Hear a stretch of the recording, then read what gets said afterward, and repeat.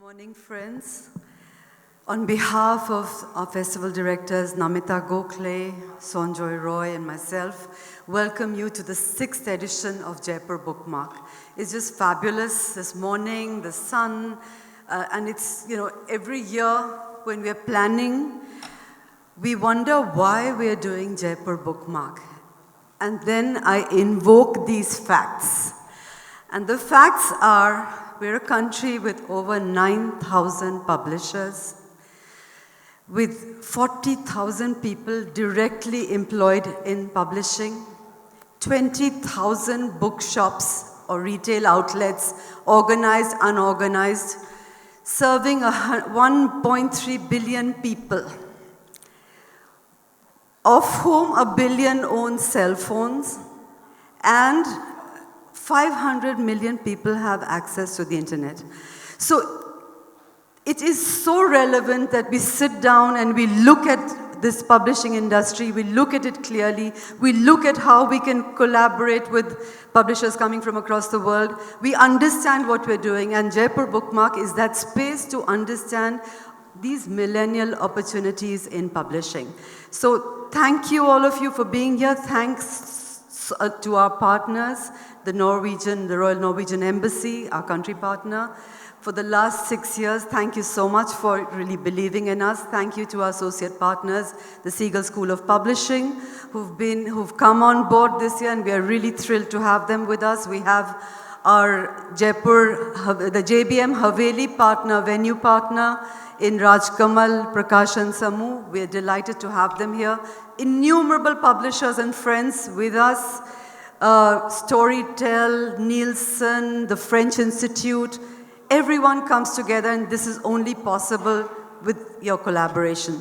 So with this, I now invite Sanjoy Roy to formally welcome you to what promises to be 4 days where books mean serious business. Sanjoy, the Managing Director of Teamwork Arts, and the man. Thank you so much, Anita. Welcome, everybody. Hatred and divisiveness is the predominant narrative in today's world.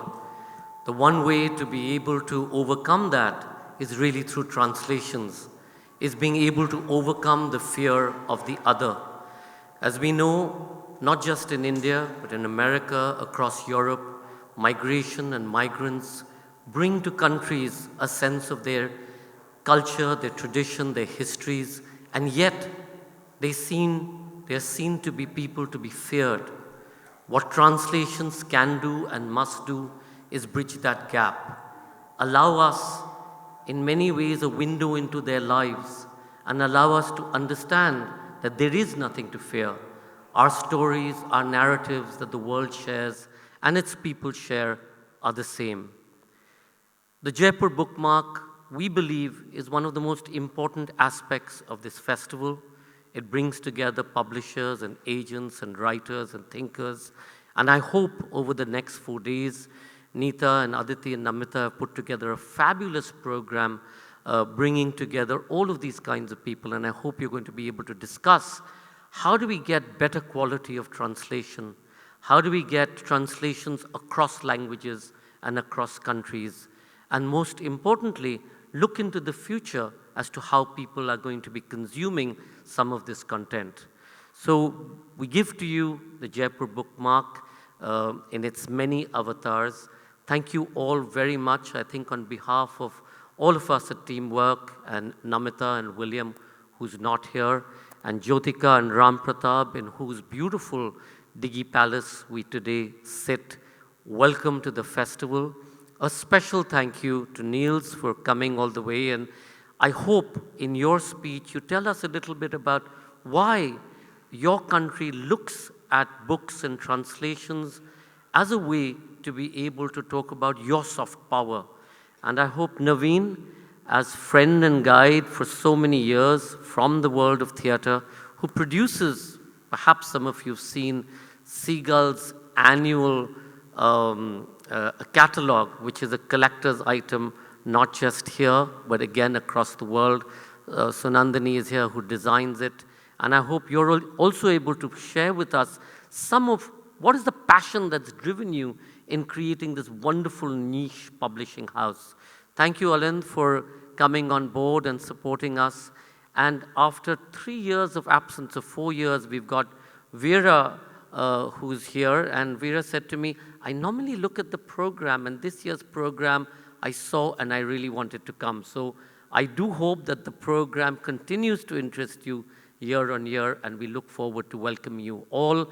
I need to give a shout out to Jürgen Boos from the Frankfurt Book Fair.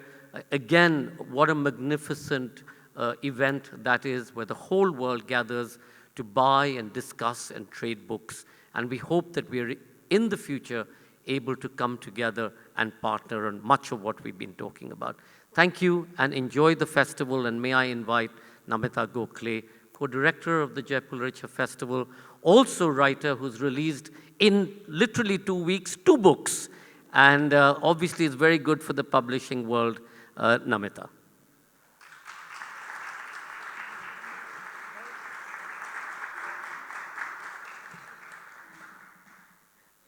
It just moves me to be here in the Darbar Hall, because this is the heart of our festival, where we began in the early years. And I feel that the Shakti, the strength of this festival resides in this old and very sacred hall. All the thank yous have been said by Neeta and Sanjoy, but I want to reiterate them, one and all. Naveen, for your creative and material support.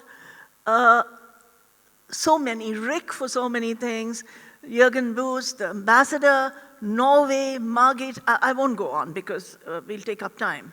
But embedded in the bustling heart of the Z Jaipur Literature Festival, the bookmark helps create collaborations and foster synergies between South Asia and the world. We look at the book in all its dimensions, from the essentials of meaningful content to the enhanced choices of platforms and technology formats. We welcome writers, translators, screenwriters, filmmakers, editors, designers, agents, publishers, booksellers, distributors. You'll be meeting them all in the JBM Haveli and the JBM Pavilion in the days to come.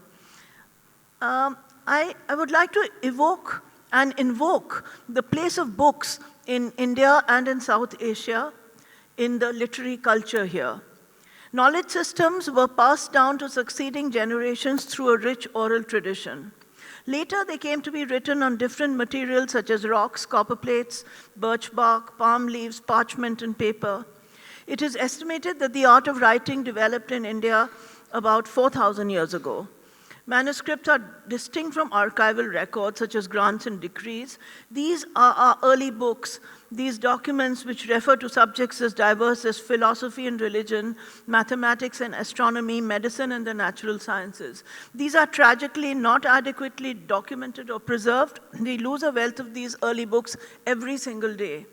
We are going to work on this aspect in the years to come in the festival, but I hope and believe that events like the Jaipur Bookmark will help once again restore the centrality of our book culture, to explore the past, the present, and most importantly, the future. Thank you.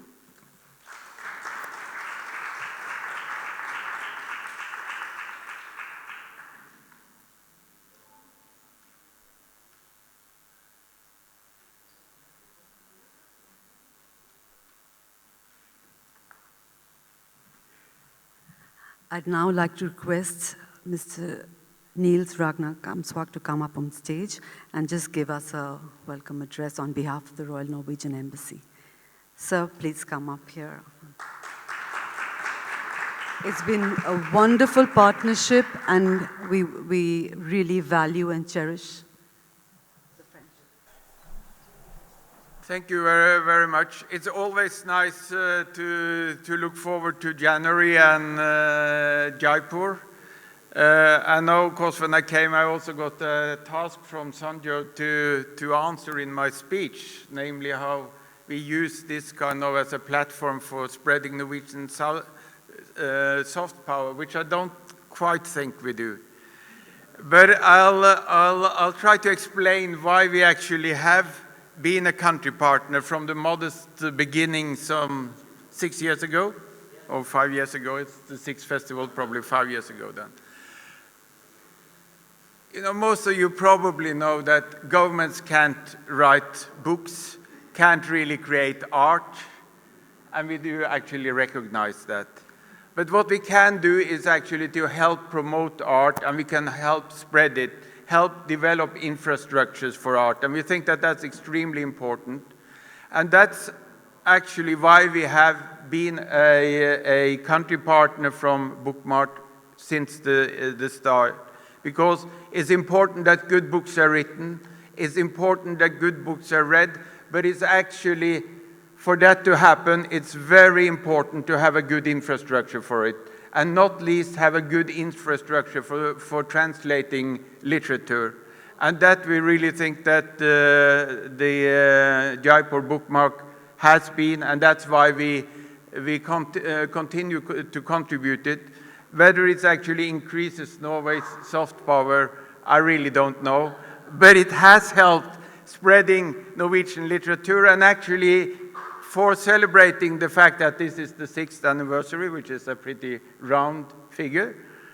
All of you will also have at least one Norwegian book in the bags you all got, so probably that's our small attempt for soft power.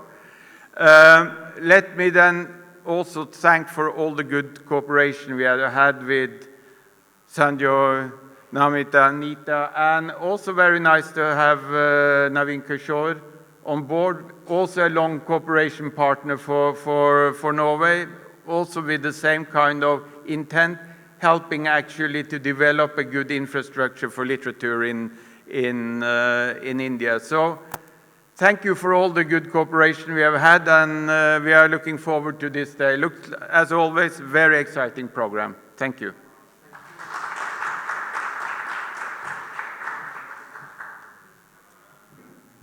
I now invite Naveen Kishore to come up on stage, the iconic publisher from Seagull Books and our associate partner. Naveen was our keynote speaker last year, and I think it's just a wonderful tradition to set Naveen for coming on board as an associate partner. We welcome you and invite you to say a few words. And of offering to come on board himself and guiding us through the year. I'm not saying anymore. I'm actually going to say a few words on behalf of my friend Nils, who in his modesty didn't read this paper. So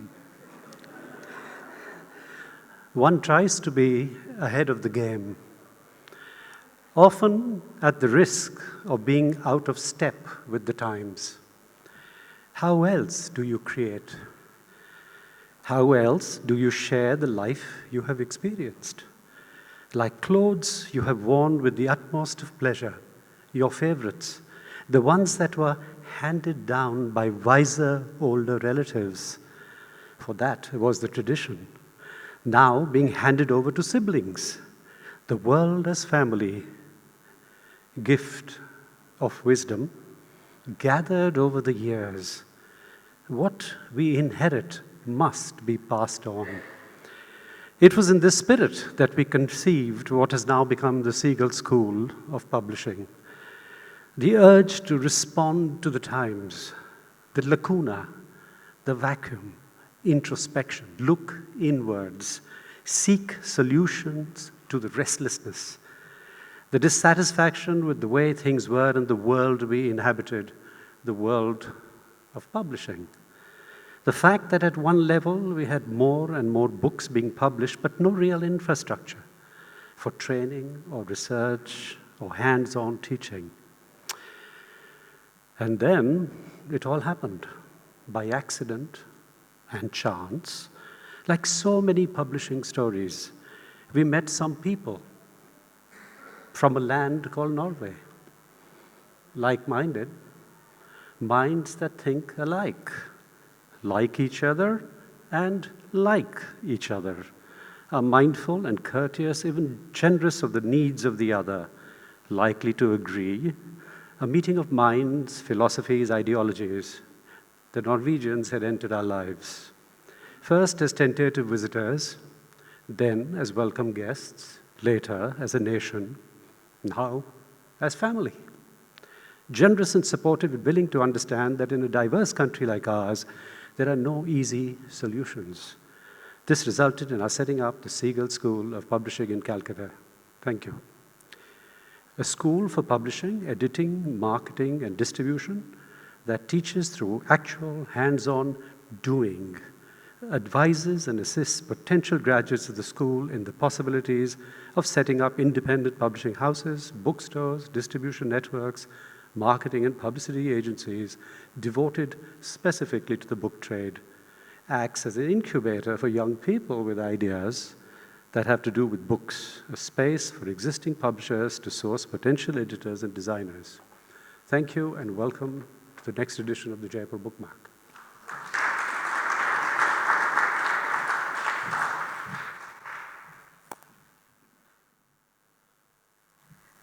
I now invite Vera Michalski to come up on stage and say a few words.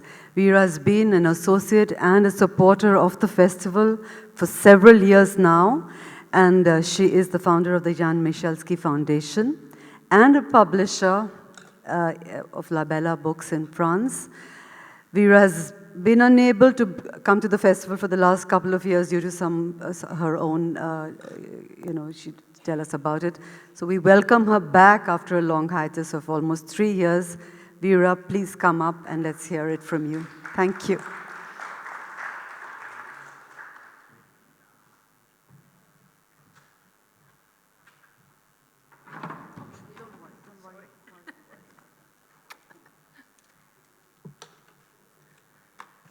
Hello, everybody.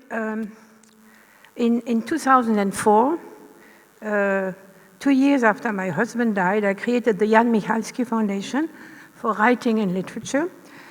After 30 years of activity in international publishing.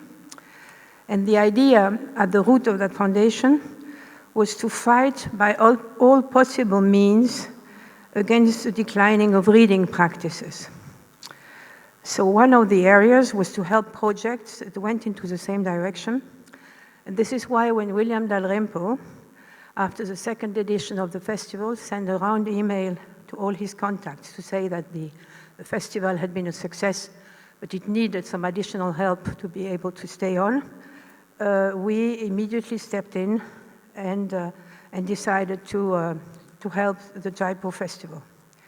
We have been loyal to the festival ever since, and as was said just before by Nita, I became a frequent visitor.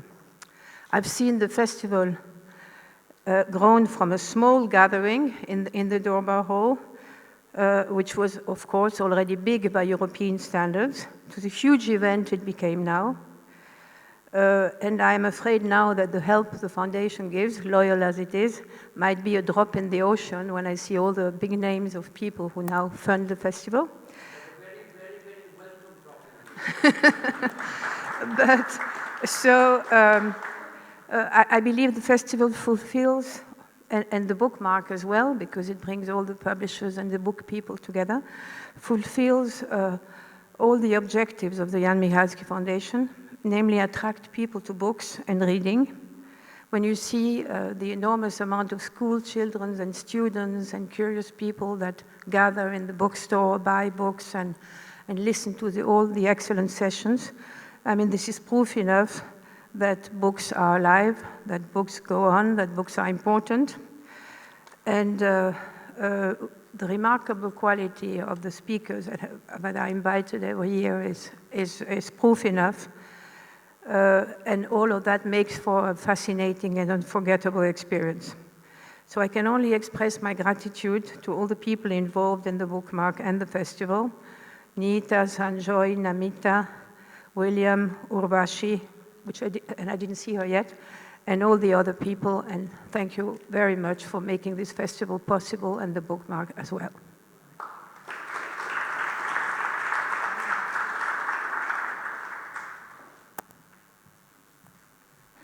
Thank you, Vera, for this really warm address. I now welcome Margit Walså on stage, who is the Director of Norwegian Literature Abroad and is the key person in organizing Norway as the guest of honor country in the prestigious Frankfurt Book Fair this year. Margaret is a seasoned publisher with over 18 years of experience in global publishing, and her new novel, The Perfumer, is making rounds and is of meaningful discussion in the book reading circles. Margaret, welcome.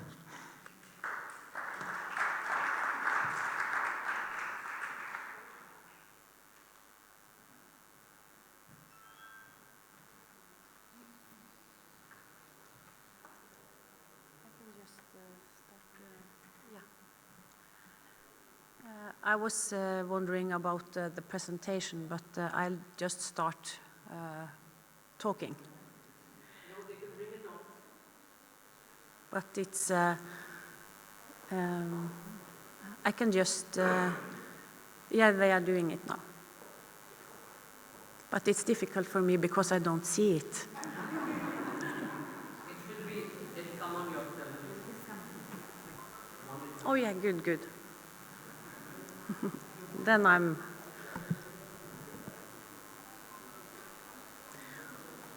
So then I just start to say that it's a great honor to be here, and thank you so much for the invitation. At Norla, the organization I represent, we are very happy about the way Bookmark and Jaipur Literature Festival has included Norway in this vibrant international venue. And we are also, oh, I think I just, we don't need the presentation. I can just talk, yeah. So not all of it is falling down. And of course, for Norla, we are also very much inspired by the embassy's work to make Norwegian literature travel in India. So the cooperation between Bookmark, the embassy, with all its partners, and Norla has been very important for us in the possibilities to bring Norwegian authors to India. So thank you so much. It's a great honor to stay these days. I also here with my colleague Oliver Møystad, who is sitting there.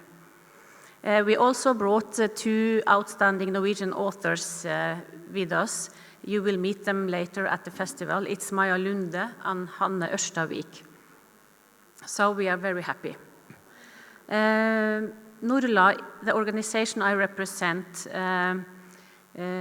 both initiated and is now organizing Norway's year as a guest of honor at Frankfurter Buchmesse. This is something we do in addition to the normal tasks of Norla, which is an export organization for Norwegian literature abroad. We promote Norwegian literature all over the world, and we support translations. That's very important for us.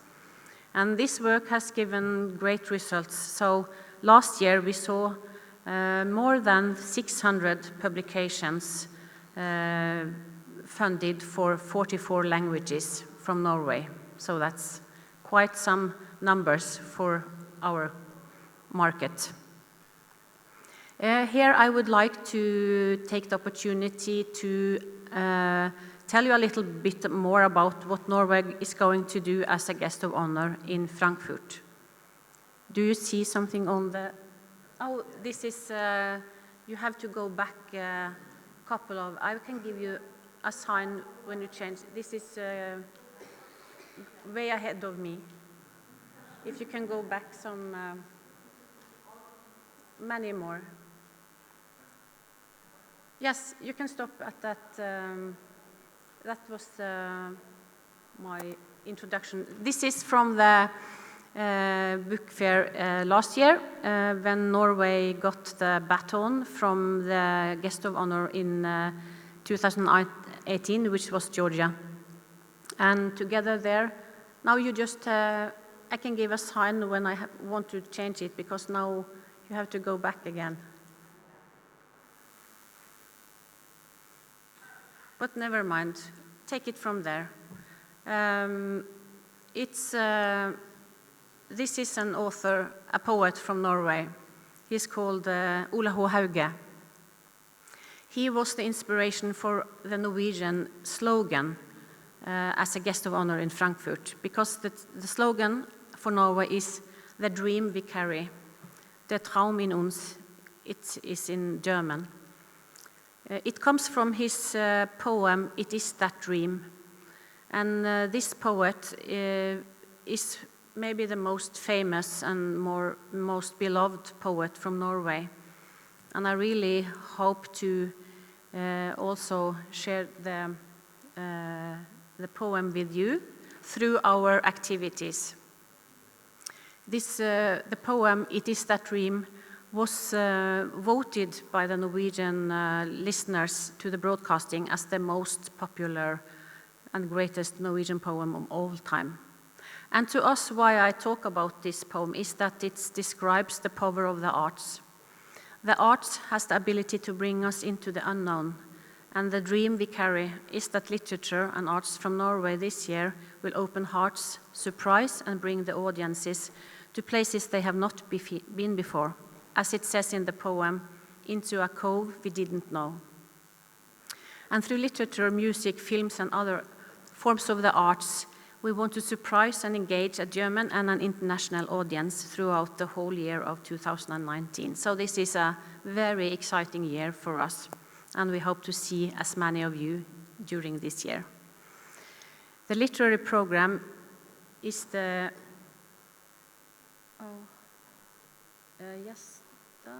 there we are. It is the literature program that is the beating heart of the Guest of Honor project.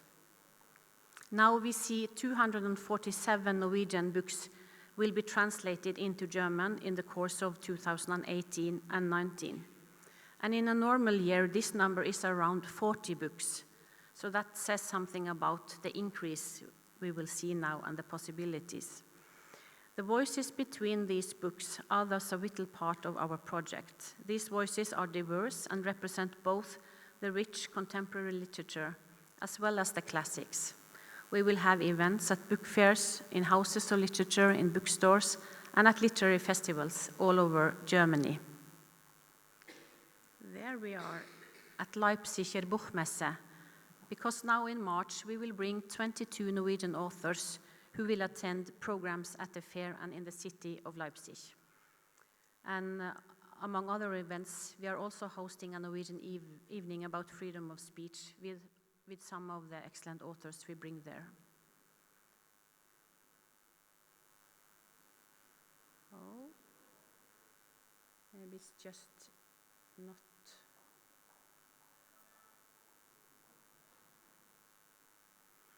But other arts forms are also included in the project through the cultural program. We will show Ibsen plays at Schauspiel Frankfurt, and the Museum of Angewandte Kunst in Frankfurt will be transformed into the House of Norway. So we will also have a very exciting Munch exhibition curated by Karl Ove Knausgård, which has received a lot of attention when it was presented in Norway.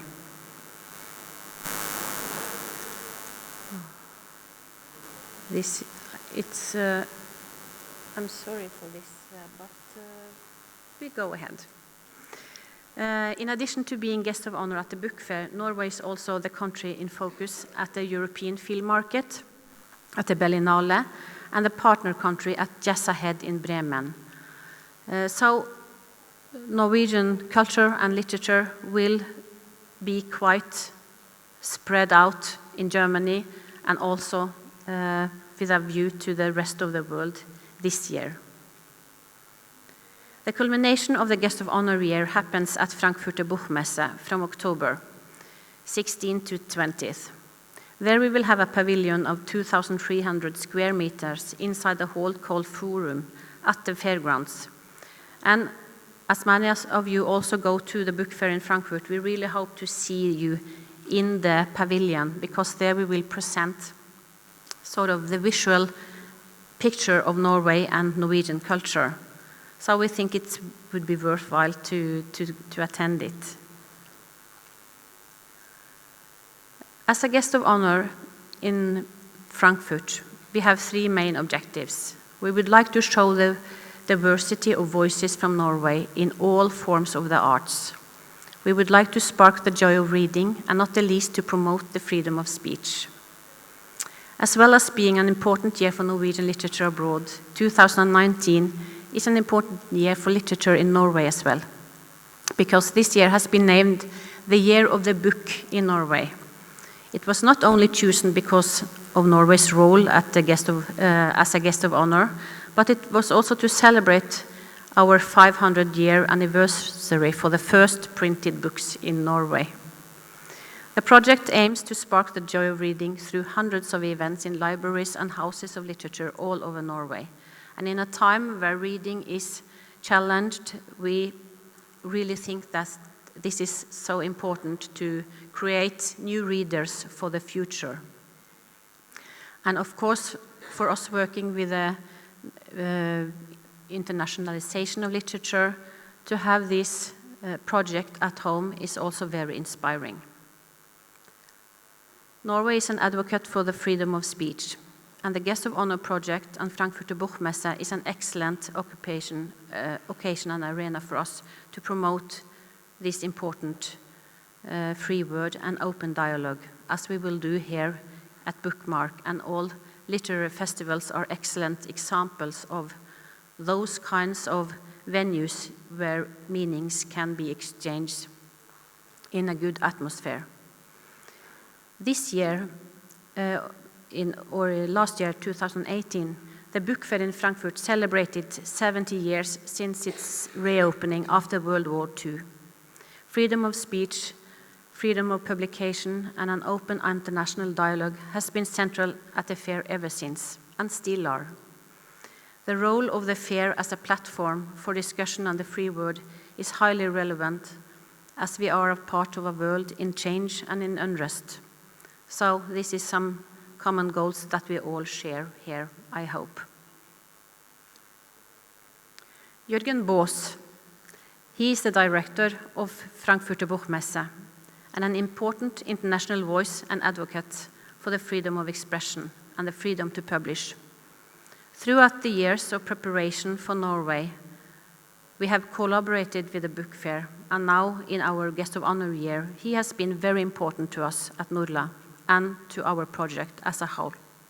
So with these words, I finish my words, and I warmly introduce Jørgen Baas to come up here. Welcome.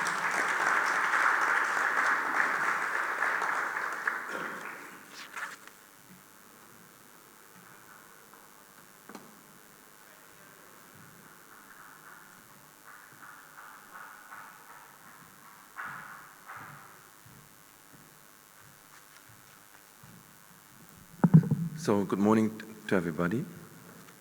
Namita, Sanjoy, Margit, thank you so much for your kind words. Vera, Excellency,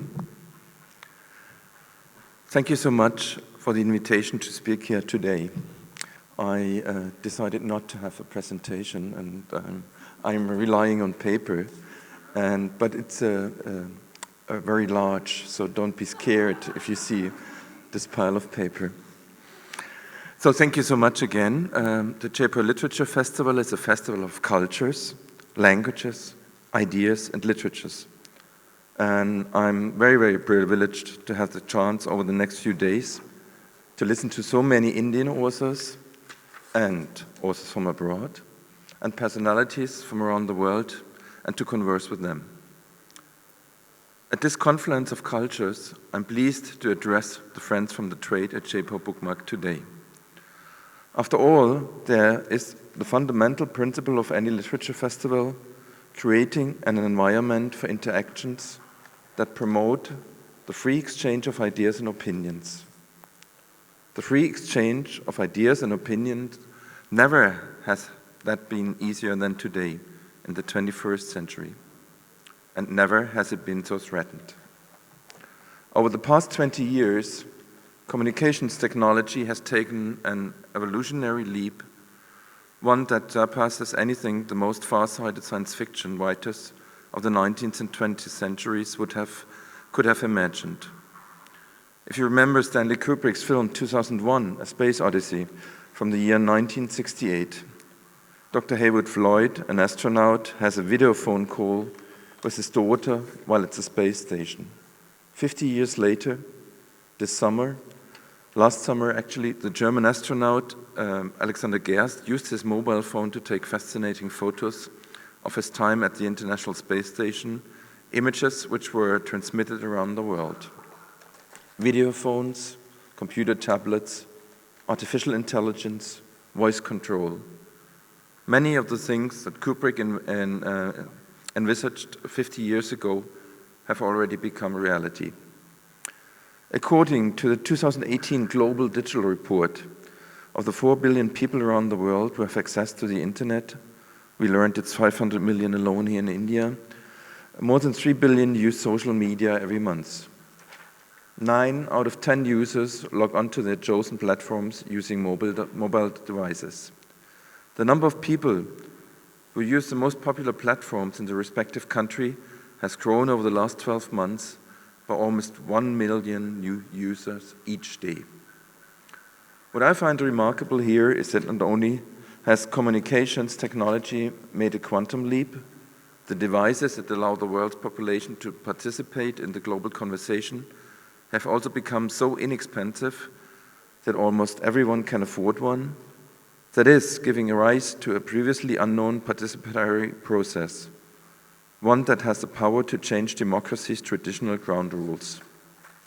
Everyone today is in a position to publish whatever they want, using blogs, podcasts, self-publishing platforms, as well as traditional publishing houses. News is transmitted around the globe in the fraction of a second, and social networks allow us to reach more readers and viewers than ever before.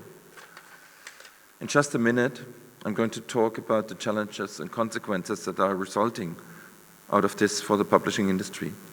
First, however, let's look at the darker side of these developments. In the 21st century, a few select businesses have become private superpowers.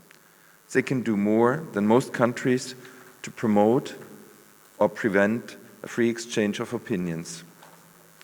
Via social networks, phenomena like the viral spread of fake news, hate speech, and slander now have a global impact. Professional trolls strategically destabilize political discourse online, fueling populists, nationalist, and anti-democratic tendencies throughout Europe and around the globe. One observes that, here in India, free speech is facing a threat sprouting from religious motivations, political biases, and social judgments. Attempts in the recent past to silence journalists, writers, filmmakers, and publishers reflect the rise of identity politics and apathy on the part of the state.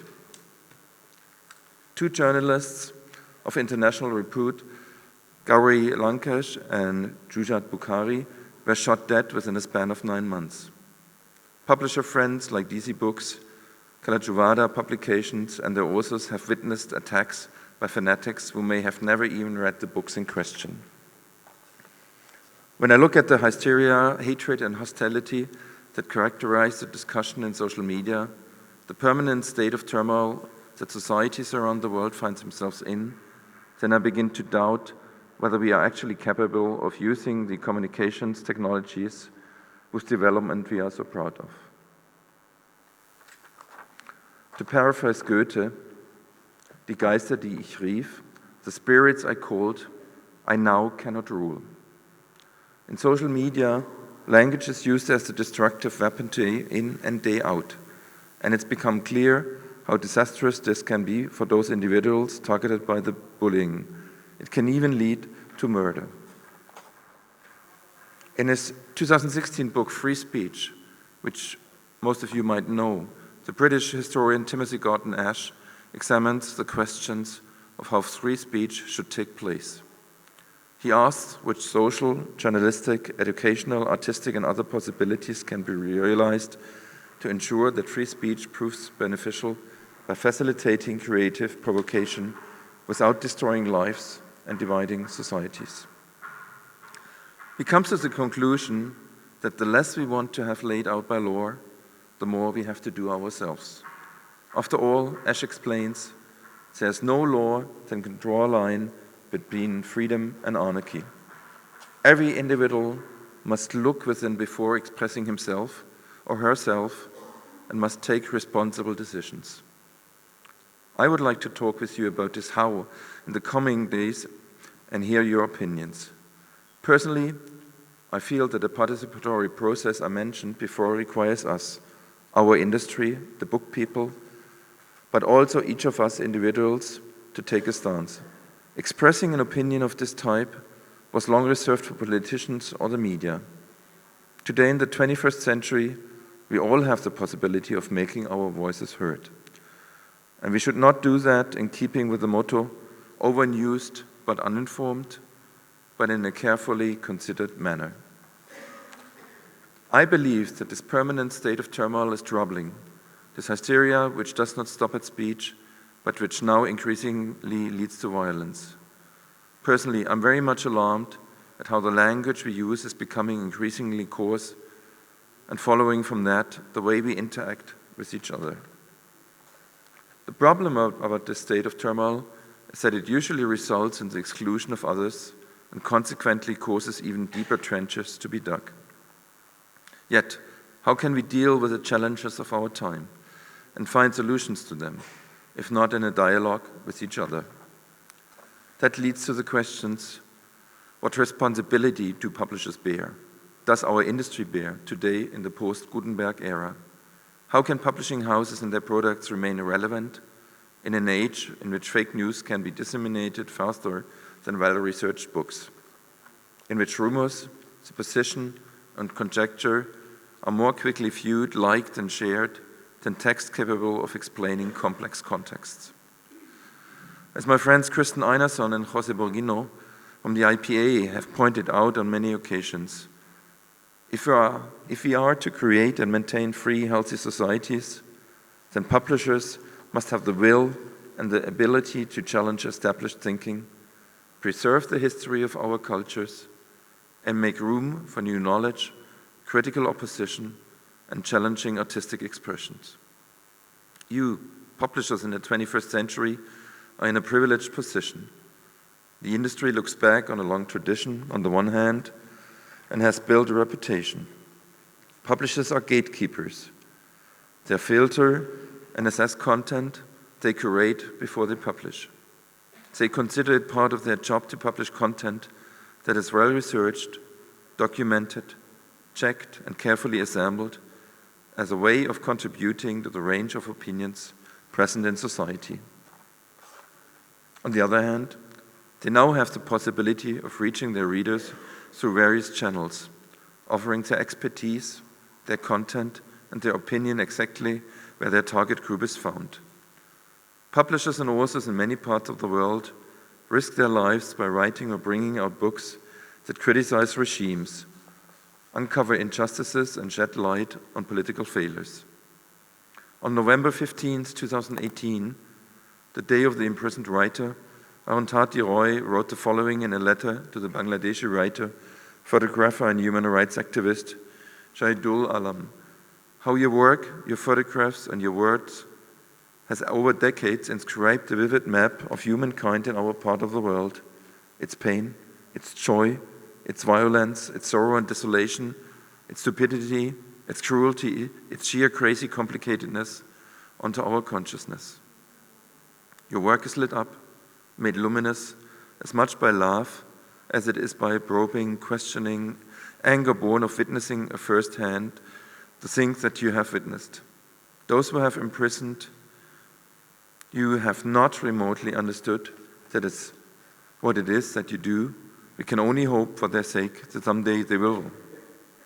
As you know, Shahidul Alam was taken into custody in July of last year after he criticized the government of Bangladesh in an interview with Al Jazeera and in various Facebook posts. Fortunately, he has since been freed, but the charges against him remain. Without wanting to turn these very personal remarks by Arundhati Roy into a generalization, I just would like to say that she has put it into a nutshell when she writes that, through their work, writers, authors, journalists, and artists draw a vivid map of humankind in our part of the world. Journalists and other authors write despite intimidation and threats. Like Shahidul Alam, they are driven by a mixture of love and anger. For that, they deserve our highest esteem and respect. Writers and journalists are being intimidated and forced into silence all around the world because of their political and social engagement, something we condemn in the strongest possible terms. As discoverers and disseminators of ideas and free thought, we, as a community, have a greater responsibility to uphold freedom of expression. At the same time, we cannot withhold our criticism of its misuse. I hope to have the chance to speak with many of you about these issues in the coming day. It's so pressing, so thank you very much. Thank you so much.